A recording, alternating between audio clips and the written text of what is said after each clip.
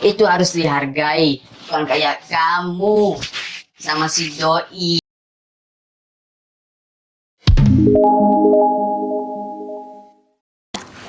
Sumpah Pemuda. Kami, putra dan putri Indonesia, mengaku bertumpah darah yang satu, tanah air Indonesia.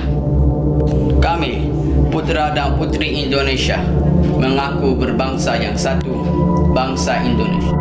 Kami, putra dan putri Indonesia, mengaku bahasa persatuan, bahasa Indonesia.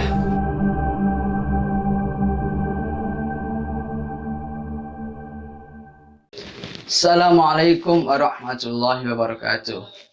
Gimana kabar kalian, akhi-akhi dan ukhti-ukhti, dan yang lainnya yang menyaksikan video ini? Semoga sehat selalu dan dilindungi oleh Allah yang Maha Kuasa. Amin.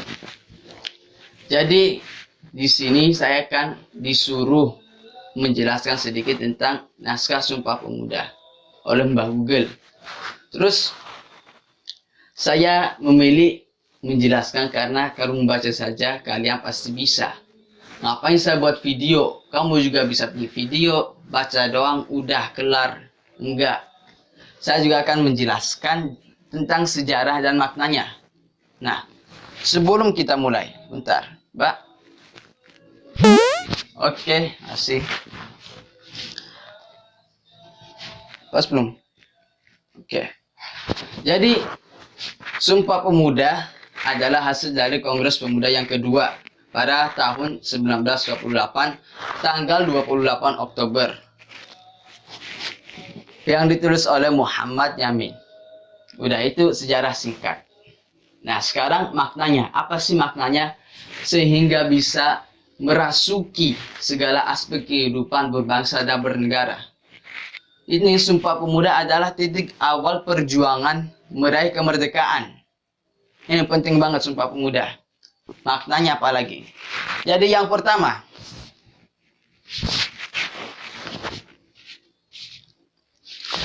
menekankan penghargaan perjuangan Indonesia. Ini karena Sumpah Pemuda adalah titik pertama perjuangan, kita juga harus menghargai. Dengan cara apa? Dengan cara selalu memperingatnya, dengan cara mengamalkannya. Yang namanya perjuangan itu pasti ada pengorbanannya. Para pemuda zaman itu mengorbankan pikiran mereka, mengorbankan tenaga mereka, mengorbankan waktu mereka, mengorbankan moral dan materi mereka. Untuk apa?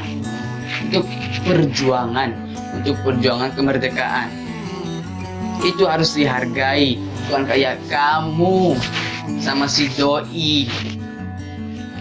Bang, aku kejar dia, kayak perjuangan. Itu bukan perjuangan. Itu belum pasti. Setiap hasil tidak akan mengkhianati proses, ya. Ini harus dihargai. Yang kedua, memberi makna semangat berjuang. Jadi ini setelah diperjuangkan, kita harus menghargai perjuangan itu. Dengan cara apa? Dengan cara berjuang juga. Sekarang perjuangan kita dalam bentuk apa?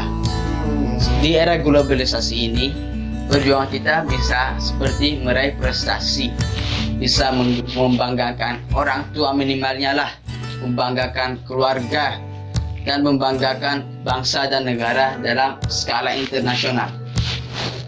Yang ketiga, memberi makna mencintai Indonesia. Oh Indonesia, I love it.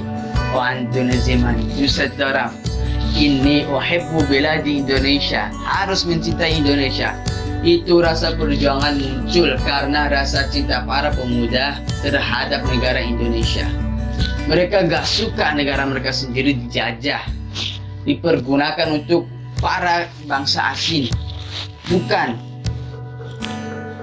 Kita harus mencintai perjuangan agar perjuangan kita lebih bermakna, agar perjuangan kita tidak terasa, agar kita tidak dihalangi oleh mereka-mereka yang tidak suka dengan kita.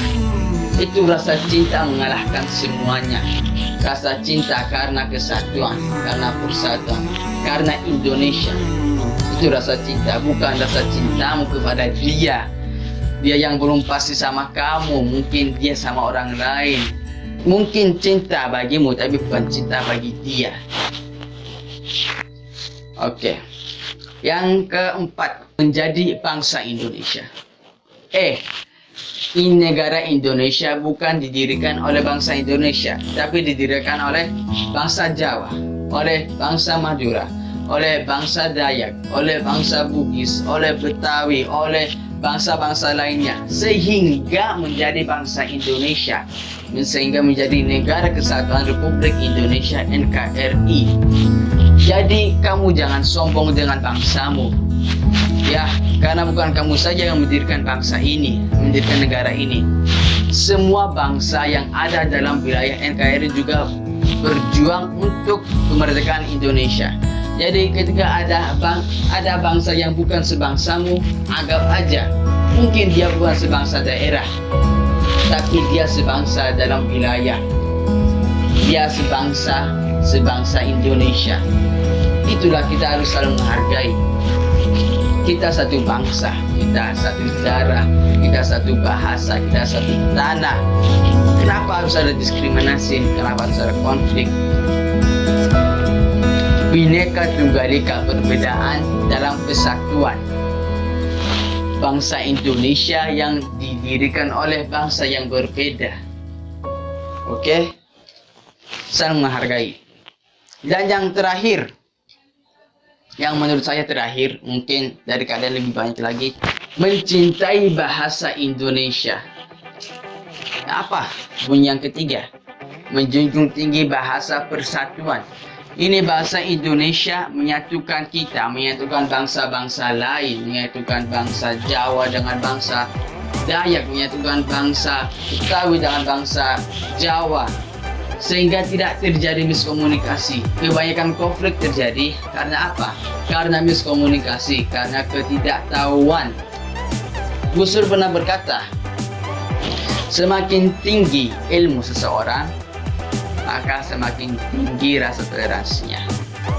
Misalnya, ada orang, anggap aja ada orang luar negeri datang ke negara kita. Terus kita ngomong bahasa daerah, bukan bahasa internasional yang berlaku kayak bahasa Inggris, kita pakai bahasa Indonesia. Mungkin yang kita ucapin adalah kata kasar di bahasa Inggris. Nah, itu timbul konflik. Maka ayolah, boleh bahasa gaul seperti terciduk, jayus, dasar bucin, boleh. Tapi jangan sampai lupa bahasa ibu sendiri. Jangan sampai lupa bahasa yang mempersatukan kita, mempersatukan bangsa-bangsa lain. Tapi sekarang masalahnya banyak bahasa daerah yang mulai terlupakan, yang mulai hilang. Tapi tetap gak apa bahasa daerah. Tapi bisalah bahasa Indonesia ya. Itu bahasa Indonesia kayak berlaku di Indonesia bagaikan bahasa Inggris yang berlaku di dunia. Kayak gitu. Mempersatukan kita. Jadi singkatnya, saya akan mengingat kalian agar saling menghargai, agar tidak salah paham, agar terlebih dahulu mengetahui yang kamu tidak suka, baru gak apa-apa. Apa alasan kamu tidak suka sama itu? Apa alasan kamu benci sama itu? Harus tahu dulu lah.